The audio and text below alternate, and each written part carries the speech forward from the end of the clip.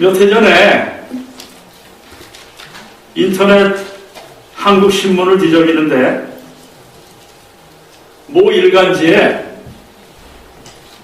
소설가 황석영 씨 여러분 기억하십니까? 네. 예. 황석영 씨가 쓴 소설 혹시 한번 읽어보신 적 있으세요?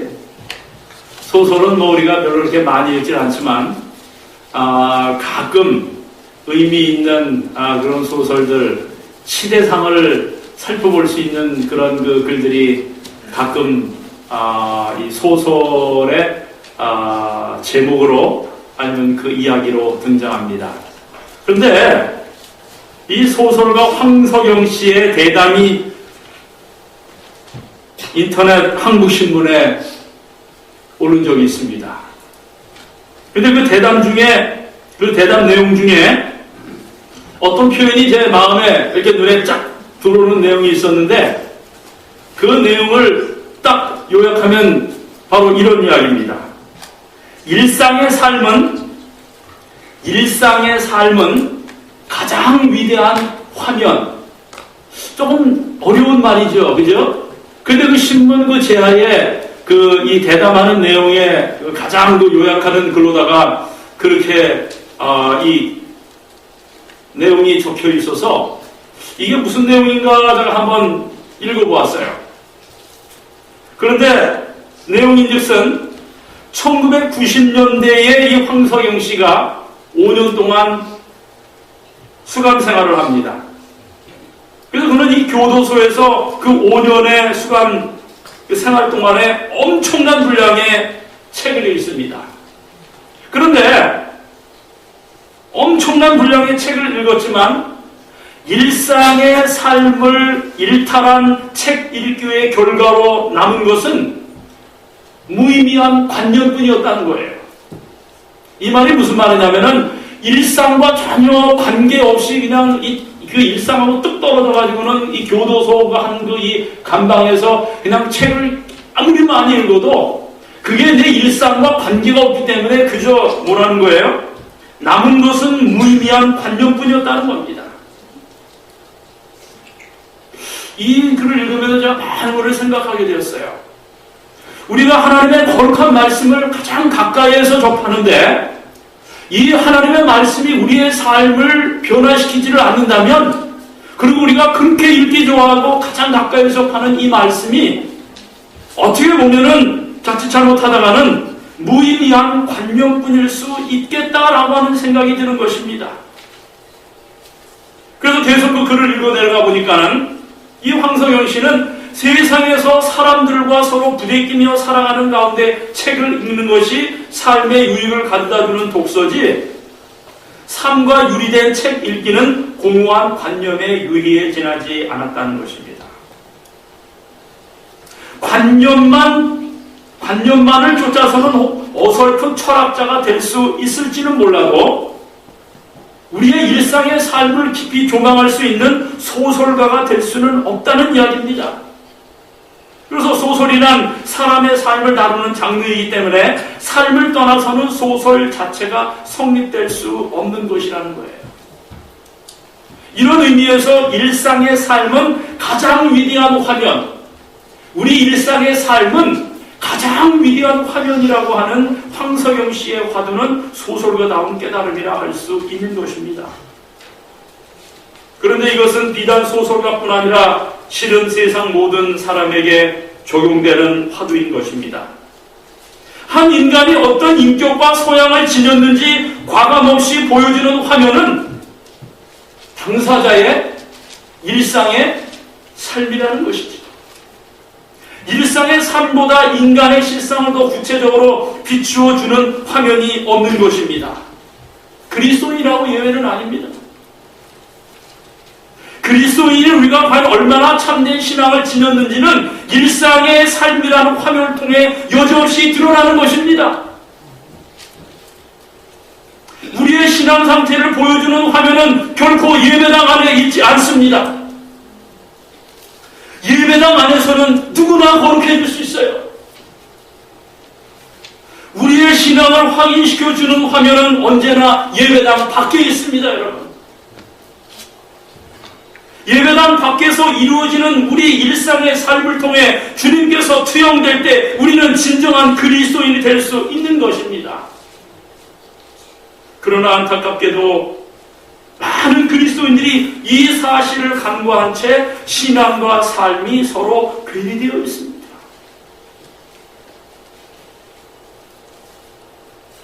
이게 신앙생활을 오래 하면 오래 할수록 신앙과 삶이 괴리되어 가는 이 정도가 점점 심해진다고 하는 조사 보고서가 있어요. 처음에 신앙을 받아들였을 때는 그 뜨거움 때문에 내가 이 말씀대로 사는 것이 얼마나 기쁘고 좋은지 모르겠다. 그런데 오랜 시간 동안에 신앙생활을 하면서 교회에 적응이 되고 교회 생활에 적응이 되고 그 다음에 교회에서 직분을 맡기 시작하고 그러면서 뜻하지 않게 교회를 하다 보면은 사람의 냄새가 이제 맡아지기 시작하는 겁니다. 그러면서 자기도 모르는 사이에 교회에서의 삶과 가정에서의 삶이 괴리되어 가는 그와 같은 것들을 많이 보게 되는 거예요.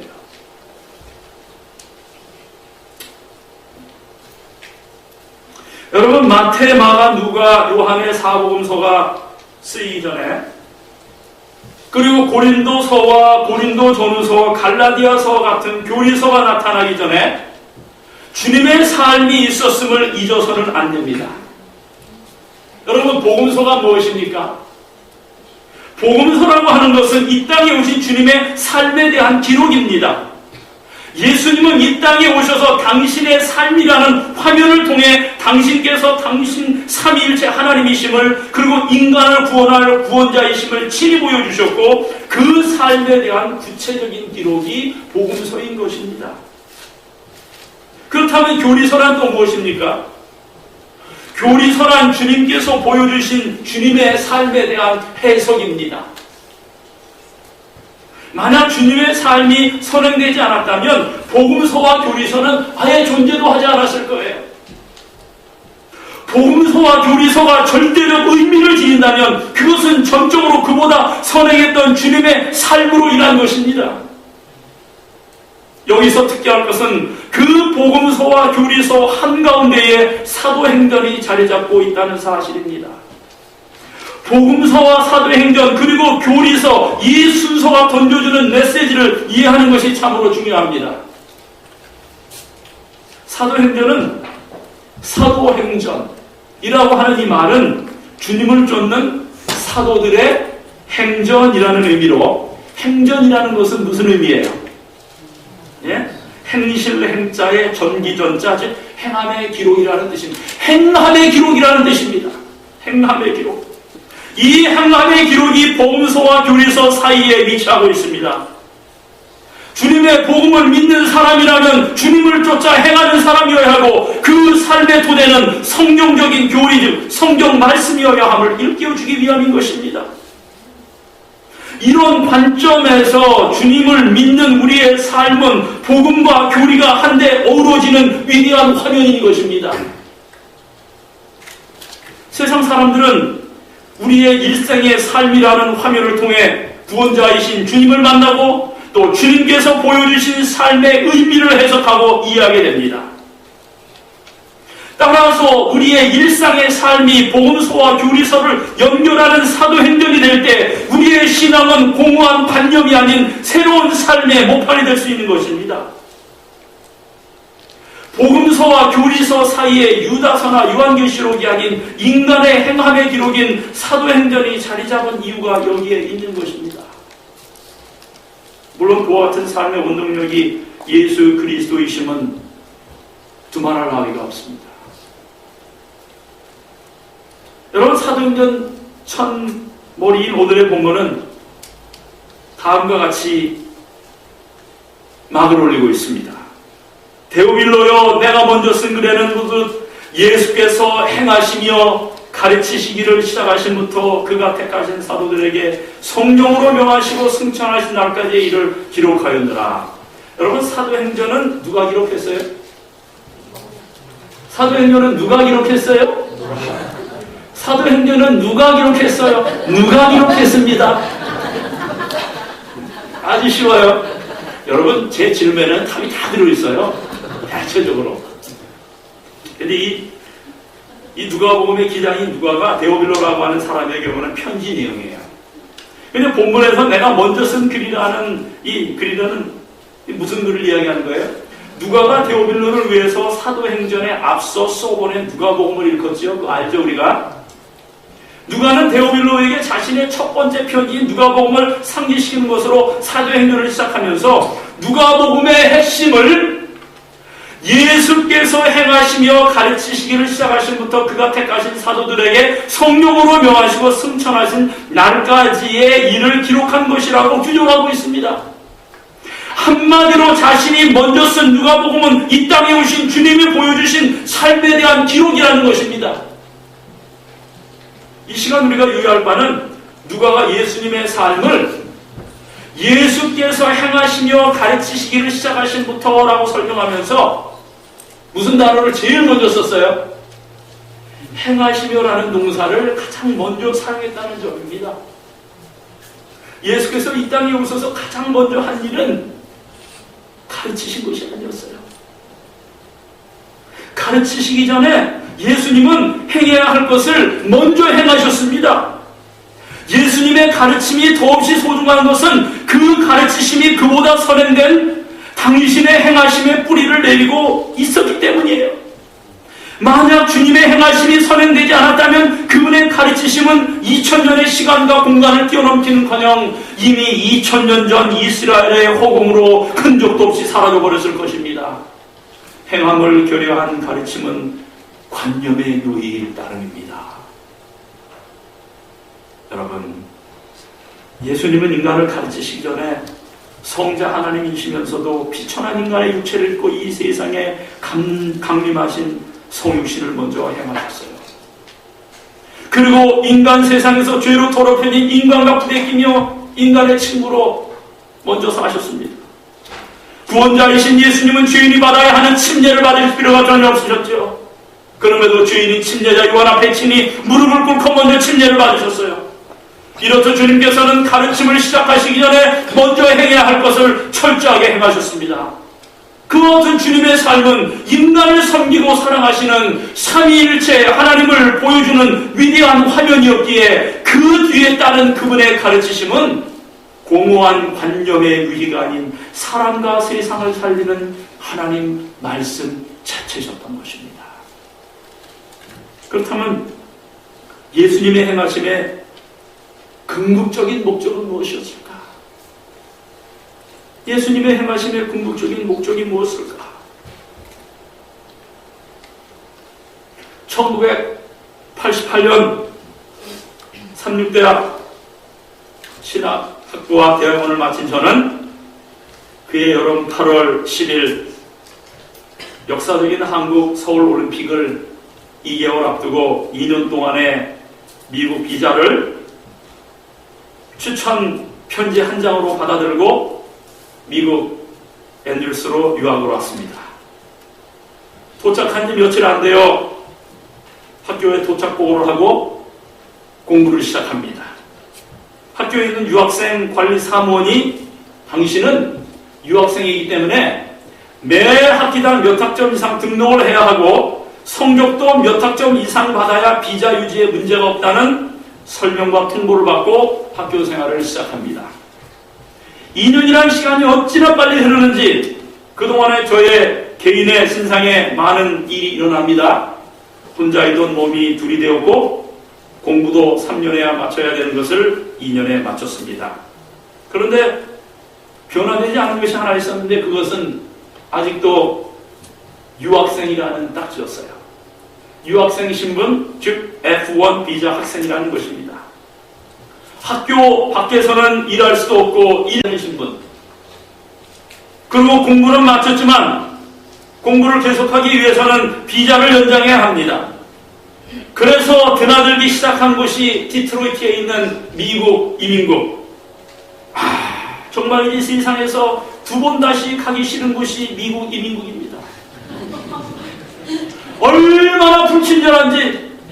그리고 그곳에 오는 사람들을 마치 범죄자로 취급하듯이 사람들을 다루는 이 이민국 관리들은 비자 문제를 해결해야 하는 사람들에게는 참으로 악명 높은 이름을 가지고 있는 사람들이에요. 가장 단순한 거 하나 물어보는데도 서너 시간이면은 서너 시간이요? 하루 종일 걸리는 것입니다. 그리고 이 디트로이트 이민국은 어찌나 그렇게 그곳에 오는 사람들은 저를 포함해서 다 냄새나는 것 같아. 그래서 그런지 이민국의 관리들이 뭐 문의하기 위해서 오든지 비자를 연장하기 위해서 오든지 오는 사람들을 무슨 뭐 3류, 4류 시민 다루듯이 그러고 다루고요.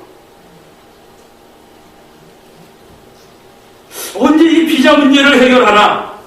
언제 이 미국에서 비자 문제와 상관없이 생활하나? 방학 때도 미국을 벗어나서 여행을 하려 치면은 반드시 도장을 받아야 되고 서류를 챙겨야 하고 얼마나 불편한지. 여러분, 우리 가운데도 비자 문제에 혹시 걸려 계신 분들은 제가 무슨 말씀을 드리는지 잘 아실 겁니다. 요즘은 무비자다 뭐다 해서 얼마나 쉬웠는지 모릅니다. 하지만 25년 전까지만 해도 정말 까다롭게 짝이 없었어요. 그래서 모든 사람들이 어떻게 영주권을 받을 수 없을까를 고심하고 고심하던 때였습니다. 물론 지금도 영주권이 없는 분들은 마찬가지로 여행하는 거나 이런 거에 제약을 많이 느끼시지만 말입니다. 그러다가 집사람이 약대 공부를 다 마치자 주님께서 목회 미션으로 저를 부르셨어요. 그런데 저와 집사람은 여전히 미국에서는 캐나다 시민권도 미국에서는 여행하는 거는 자유로워도 일을 하든지 뭐 하는지는 자유롭지 않습니다. 외국인하고 똑같습니다. 그래서 저와 집사람은 이제 미국에서 비자로 생활을 해야 하는 처지였어요. 근데 저를 콜링한 교회와 학회가 저와 집사람의 영주권을 해결할 것을 보장한 후에 일을 시작했습니다. 서류를 제출하고 지문을 찍고 신체 검사를 하고 드디어 4개월 만에, 그때는 빨랐어요. 3개월이네, 3개월. 3개월 만에 영주권을 받았습니다. 야, 이제 비자 문제로 골치를 썩을 필요가 없겠구나 생각하고 메일로 날라온 영주권을 딱 펴보았어요. 근데 영주권을 받아들고 이 작은 찜을 보는 순간 제 눈을 의심하게 되었어요. 저는 그 찜이라고 하는 것이 대단한 건 줄 알았어요. 근데 조그만 드라이버 라이센스 같이 조그만 게 왔는데 이게 이제 이 영주할 수 있는 권한을 부여하는 증인데 이 증을 읽어보니까는 뭐라고 적혀 있느냐면은 왜 지금 여러분 지금 영주권 저희 어머니 아버님 영주권을 보니까 지금은 그렇게 다른 말로 써져 있어요. 근데 제가 영주권을 받을 때만 해도 여러분 다 기억을 하실 거예요. 무슨 앞이 그래 쫙 써있는데 여러분 기억을 하십니까? 하도 해도 기억이 안 나시죠? 뭐라고 퍼머넌트 카드요? 아닙니다. 그렇게 안 써져 있어요. 영주권 카드에 뭐라고 크게 이 검푸른 글씨로 딱 써져 있냐면은 Resident Alien. 왜 웃어요? 여러분 맞습니까? Resident Alien. 이 alien이라는 단어가 제게 충격과 더불어 신선한 감동을 안겨줬던 것입니다. alien 뭐예요? 외계인, 외방인, 이 외국인 그런 뜻이에요. 여러분 아마 옛날 영주권 갱신 안 하고 갖고 계신 분 여러분 한번 보시면은 근데 요즘 영주권에는 alien이라는 말을 뺐더라고요. 예? Resident Alien, 외계인.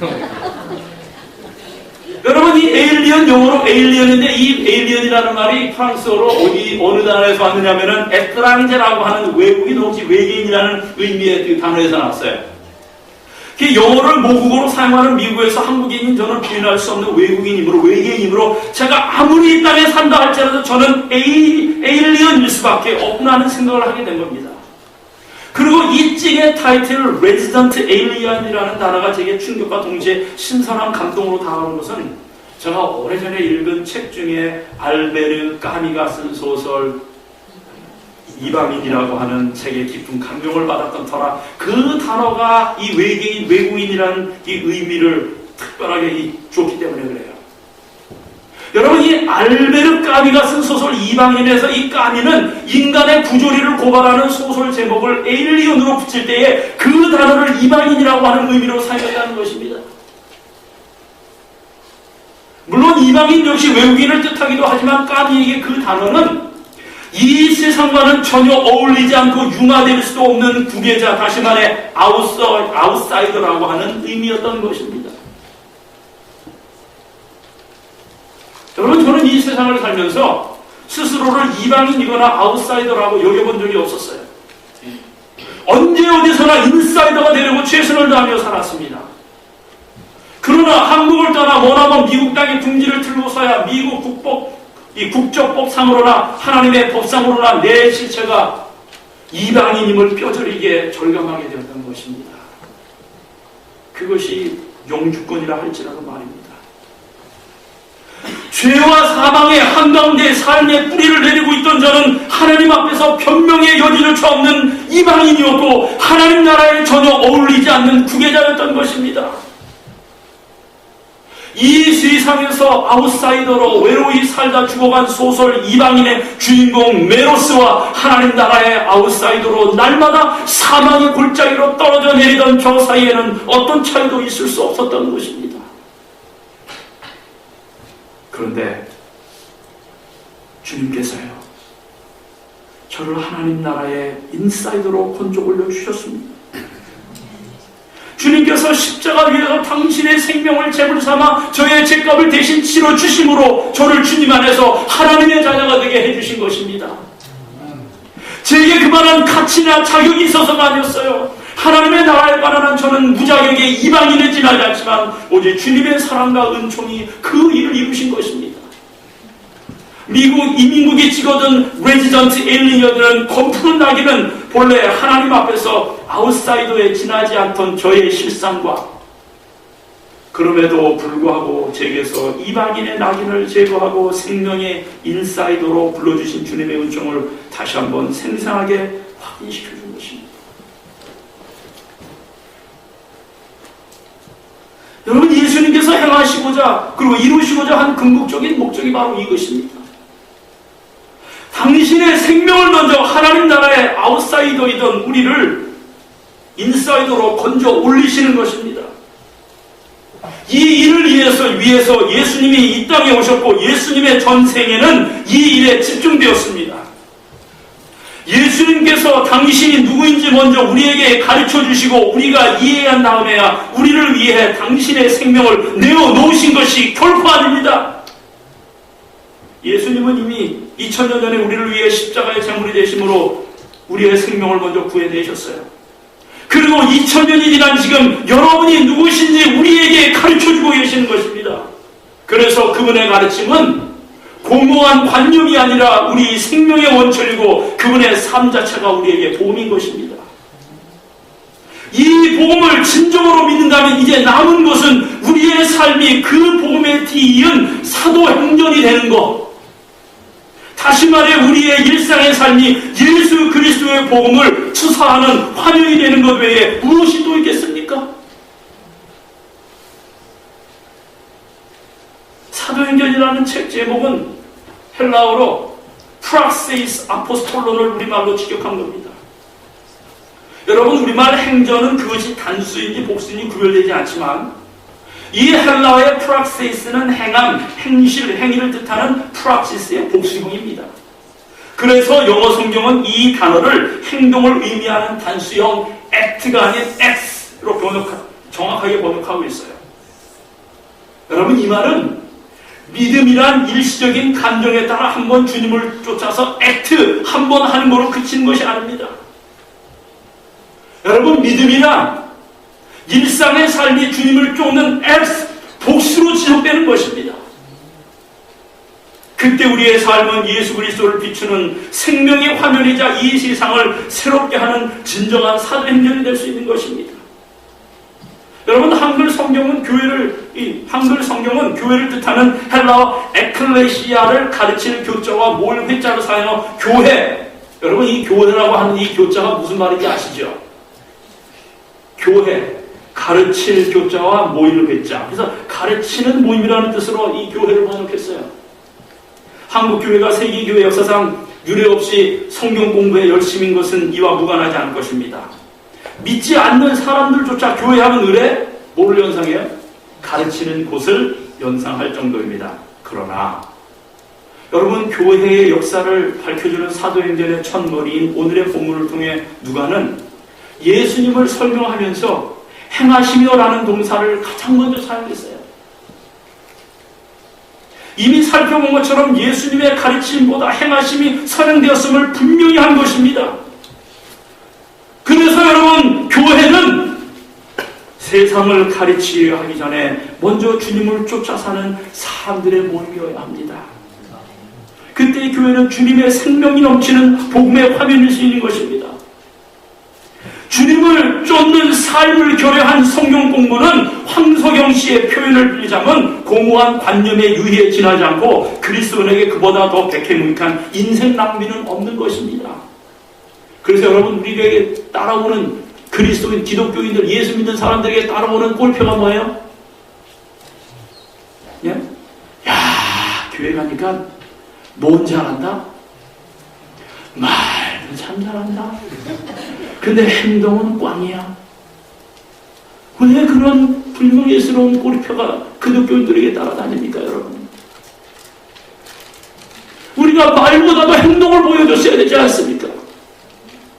사도행전인데 사도설전이 아니고,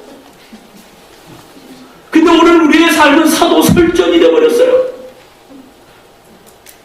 사도행전, 행함의 기록.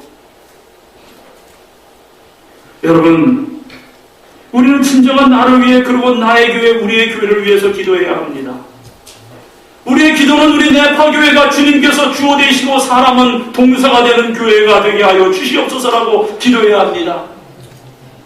교회의 의미와 그리스도인의 의미가 바로 이것 아니겠습니까? 교회에 주님을 주어로 모시고 인간은 그 주어와 전적인 종속적인 관계를 이루는 동사가 되는 사람들의 모임인 것입니다. 그리고 그리스도인이란 교회의 주어이신 주님의 동사가 되기 위해 예배당 안에서는 말할 것도 없고 예배당 밖 일상에서도 자신의 손과 발을, 자신의 삶을 온전히 내어드린 사람들이 그리스도인인 것입니다. 교회는 오직 주님께서 주어 되실 때에만 참된 교회일 수 있습니다. 오늘날 크고자 하는 교회를 막론하고 내홍을 겪지 않는 교회가 된 것은 교회의 주어와 동사의 위치가 바뀌었기 때문입니다. 동사는 주어의 종속된 역할에 충실할 때만 그 의미와 가치가 부여되고 또 극대화됩니다. 사랑하는 교우님, 양식이 없어 주님이 아니면 우리 역시 사람이 아니오 우리 영적 기갈로 인해 시달리는 이 시대에 주님께서 이 말씀의 교회, 사랑의 교회, 내파교회로 우리를 불러주셨어요. 그러나 내파교회는 건물이나 제도가 아닌 이 교회를 이루고 있는 우리 자신들임을 잊지 말도록 하십시다. 이 교회가 진정 교회다운 교회가 되어 하나님의 크신 사역을 잘 감당하느냐의 여부는 우리 자신의 삶에 달려있음을 기억하도록 하십시다. 부족한 우리를 이 마지막 시대에 남은 교회로 불러 모아주신 주님의 은혜에 감사드리면서 이제부터 우리 자신을 주님 안에서 액트, 단수가 아닌 엑스, 복수로 사도행전을 읽어가도록 하십시다. 우리의 일상의 삶이 길이요 진리요 생명이신 주님을 세상에 투사하는 위대한 복음의 화면이 되게 하십시다. 우리의 주어이신 주님을 위해 우리의 손과 발을, 우리의 머리와 심장을, 우리의 온 삶을 주님의 동사로 내어 놓으십시다. 입만 동사가 아니고 우리의 몸 전체로 행하는 동사 말이죠. 그것만이 내가 살고 우리가 살고 우리 가정이 살고 우리 교회가 살고 우리 민족이 살고 이 세상을 구원하는 길인 것입니다. 여러분, 오래전에 여러분도 아마 기억나실 거예요. 간디 아시죠 여러분? 마하트마 간디. 이 간디라고 하는 장편 영화가 있었습니다. 그죠? 근데 이 영화는 인도가 남은 20세기 위대한 인물인 마하트마 간디의 삶을 그린 영화로 여러 면에서 우리에게 깊은 감명을 주고 생각하게 만든 영화로 평가되는 아주 명화입니다. 이 영화에서 간디 역을 맡은 주연 배우는 벤 킹슬리라고 하는 사람인데 이 사람처럼 영화를 통하여 인상 깊게 데뷔한 스타도 많지 않습니다. 삐쩍 말랐어요. 간디 역할을 하기 위해서 그냥 얼마나 갖다 금식하고 굶었는지 그 스스로가 삐쩍 말랐어요. 여러분, 유명한 배우들을 보면 대체적으로 뭐가 많은지 아세요? 당뇨병 환자들이 많습니다. 왠지 아세요? 그 배역이 너무 좋기 때문에 그 배역에 맞춰서 어떤 때는 실컷 먹어서 살을 쪄야 되고 어떨 때는 그 배역에 맞춰서 며칠 단식을 해가지고 살을 쭉 빼야 합니다. 그래서 여러분이 잘 아시는 그 톰 행스 아시죠? 포레스트 검프에 나오는 유명한 배우, 그죠? 그 탐 행크가 최근에 고백하기를 자기는 자기의 배역 때문에 오래전부터 당뇨병에 시달려왔다라고 이렇게 고백할 정도. 어쨌든 이 벤 킹슬리도 이 간디라고 하는 역을 맡기 위하여 얼마나 오랫동안 굶었는지 모릅니다. 예? 그래서 이 킹슬리의 외모는 진짜 간디와 흡사한데 영화의 제작 촬영에 들어가기 전에 그는 자기가 맡을 간디 역을 준비하기 위하여 수개월간 고심하며 철저한 준비와 수고를 했다고 합니다. 그는 간디가 생전에 많이 거주하거나 방문했던 곳들을 일일이 찾아다니며 연구했고 간디의 숭고한 정신을 깊이 이해하려고 노력했어요. 심지어 간디가 사람들과 대화를 나누면서 동시에 손으로 돌리며 솜에서 씨를 빼내는 목화실 기계의 사용법까지 익숙하게 되었습니다. 물레지기 문제? 그는 위대한 인물을 대신하는 역을 담당하면서 최대한 그분을 똑같이 묘사하려고 자기 자신의 성심성의를 다하여 준비했습니다. 근데 한 번은 델리라는 인도의 남쪽 도시에서 영화 촬영의 한 장면을 마치고 킹슬리가 자동차에서 내리는데 그 마을의 여인 한 사람이 킹슬리에게 다가왔습니다. 그러더니 그의 앞에 경건히 무릎을 꿇고는 킹슬리의 발에다 입을 맞추는 것이었습니다. 당황한 킹슬리는 그 여인에게 자기는 진짜 간디가 아니라 영화 속에서 간디 역을 맡은 배우에 불과하다고 말했습니다. 그러자 그 여인이 말합니다. 예, 물론 그 사실을 알고 있습니다. 그러나 당신의 연기를 통해서 그분이 정령 다시 살게 되심을 우리는 믿고 있습니다. 당신의 연기를 통하여 그분이 정령 다시 살게 되심을 우리는 믿고 있습니다. 여러분, 이 말은 바로 세상이 우리 그리스도인들을 향하여 기대하면서 호소하고 있는 말이 아니겠어요? 사랑하는 내 가족 여러분, 우리가 부족하지만 진심으로 작은 예수처럼 우리의 삶을 살기로 선택하고 그렇게 결심한다면 우리를 통해서 예수님께서 투영되시지 않겠습니까? 한번 나의 모습을 깊이 진지하게 돌아보시도록 하십시다. 나의 배우자가, 나의 자녀들이, 그리고 내 옆에 있는 동료 성도들이 나의 모습 속에서 예수님의 모습을 조금이라도 엿볼 수 있는지 말입니다. 사랑하는 사람만 사랑하고 사랑받을 자격이 있다고 생각하는 사람만 사랑하고 나를 이해해주고 사랑하고 용서해주고 용납해주만 사랑하면 주님께서 뭐라고 말씀하셨어요? 이방인들도 그렇게 한다. 에일리언들도 그렇게 한다라고 말씀하셨잖아요. 여러분, 이제부터 우리가 써내려가기 시작하는 사도행전은 예수를 만난 우리의 이야기가 될 것입니다. 2000년 전에 예수를 만난 사도들의 이야기가 아니라 오늘 예수를 만난 우리의 이야기가 되어야 하는 것입니다.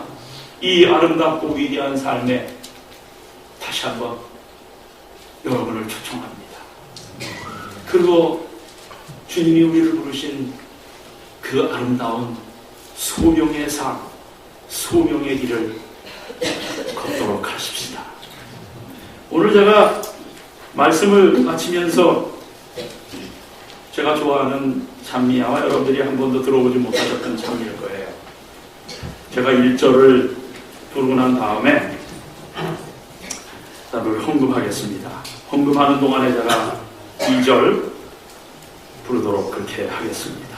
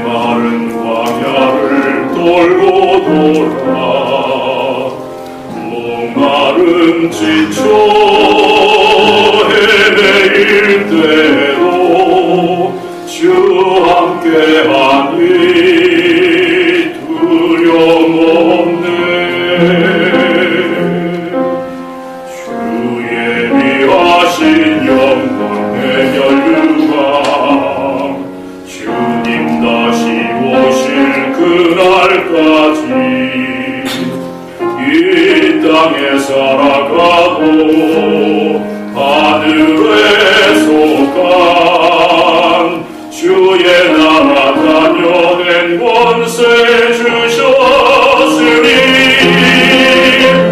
내가 살아도 주를 위해 내가 죽어도 내 생명 짓네 이제 나오는 이 땅에 사는 것은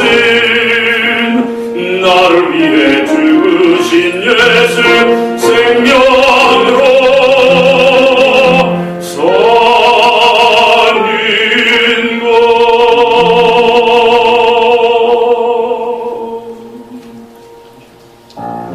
우리 제사님들 하시겠습니다.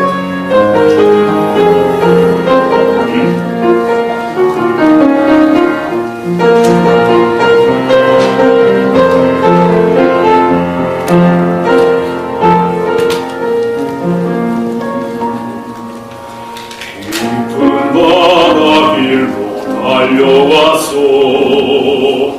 메마른 광야를 돌고 돌아 목마름 지쳐 헤매일 때도 주 함께하니 두려움없네 주의 위하신 영광의 연류가 주님 다시 오실 그날까지 이 땅에 살아가고 하늘에 속한 주의 나라 다녀 된 권세 주셨으니 내가 살아도 주를 위해 내가 죽어도 내 생명 주께 있네 이제 나오는 이 땅에 사는 것은 나를 위해 죽으신 예수 생명으로 사는 것 내게 주신 사랑 끝까지 견디셔 십자가 그 피가 나로 오늘도 살게 하네 내가 살아도 주를 위해 내가 죽어도 내 생명 주께 있네 이제 나오는 이 땅에 사는 것은 나를 위해 죽으신 예수 생명으로 사는 것.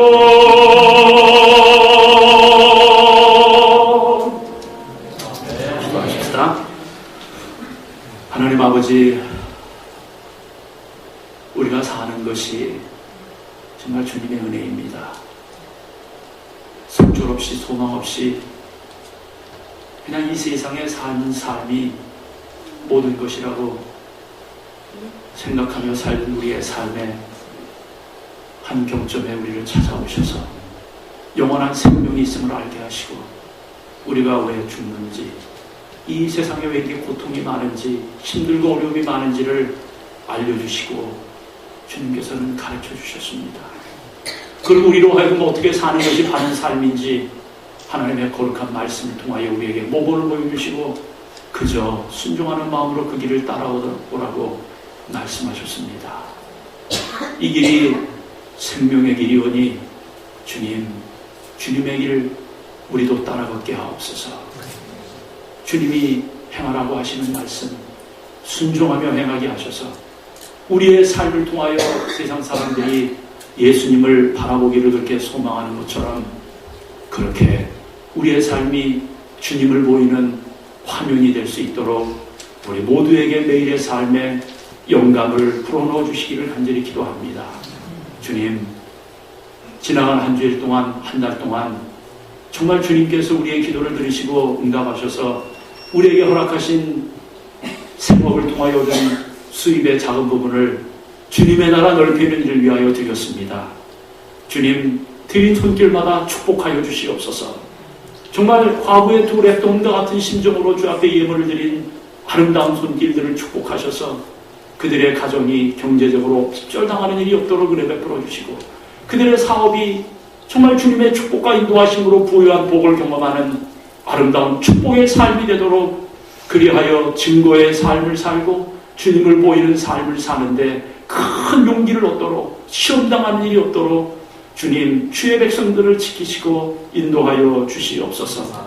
이제는 우리 주 예수 그리스도의 크신 은혜와 탐없으신 하나님의 사랑과 우리로 하여금 날마다 우리의 삶 속에 거하시며 역사하시기를 원하시는 성령 하나님의 감화하심과 감동하심이 이제는 거룩한 안식일 예배를 필하고 또 다가오는 한 주의 삶을 주님의 영광을 위하여 담대하게 살게 될 우리 모든 사랑하는 네파 교우들 가정가정에 모든 개개인의 삶 속에 크신 은혜와 능력으로 충만케 하여 주시옵기를 살아계신 우리 주님 예수님 거룩하신 성호 받들어 간절히 축원하며 기도드리옵나이다.